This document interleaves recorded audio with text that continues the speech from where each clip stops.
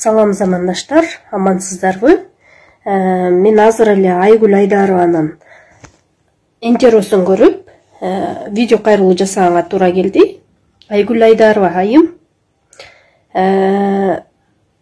биздин бетибизге түкүргөндөй эле кылдыңыз да, мындайча айткандачы.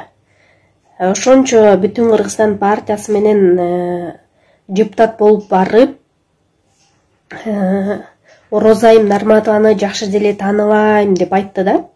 Мен Бүтүн Кыргызстан партиясынын колдоочусу катары ар бириңердин тизмеңерди окуп, өмүр баяныңарды окуп, ар бириңердин интервьюларыңарды, постторуңарды окуп жүргөн колдоочусу катары айтайын. Розайым экөөңөрдүн чогулуп интервью берген видеоңорду да көргөнмүн. Анан шайлоо убагында Баткенден баштап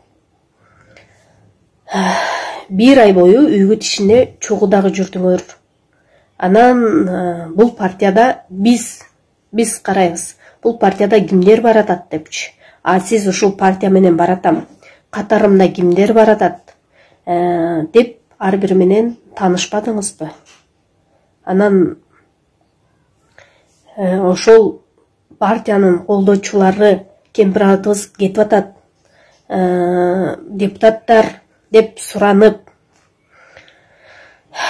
үнүн айтып, кайрылууларды жасап атканда, ушу бир ооз, биздин колдоочулар экен. Сиздин депутат болгонуңузга дагы ушул Бүтүн Кыргызстан партиясынын бүтүндөй колдоочуларыны салымы чоң. Себеби дегенде Бүтүн Кыргызстанга бул голосорун берген үчүн бүгүнкү күнү депутат болуп атасыңар. Розайымдын ордуна. Ошол элдин талабын угуп, элдер эмне болуп атасыңар, кандай жагдайыңар, эмне проблемаңар бар деп депутат болуп келгенден кийин элдин бир проблемасын сурап, элдин көйгөйүн угуп койдуңарбы? Анан бүгүнкү күнү ошол элдин көйгөйүн угуп, мандаты жок болсо дагы, ошол кыргыздын кыздары бүгүнкү күнү саясий куугунтук менен сызда жаткан кыздарын басмырлап, анан статусту сыйлаш керек, анан мынтип сүйлөш керек эле деп айтканыңар, бунуңар надандык, жеткен надандык бул. Бийликке жагынуу, көп болсо ошол погонуңар жаңыланат, орден аласыңар, андан башка эч эме жок. Бирок эл ушул интервьюңар менен силерди таанып калды. Мен талап кылам, Бүтүн Кыргызстан партиясында мындай депутат болбош керек. Мындай балык ооз, анан чыккынчы өз кыздарын, жерин коргогон кыздарды басмырлаган мындай чыккынчы депутаттын болушу керек эмес.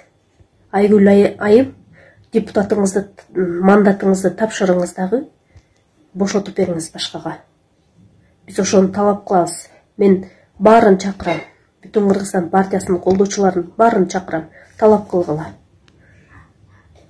Депутат болуп алдым, болду эми. Булардын кереги жок дегендей мамиле кылып атасыңар.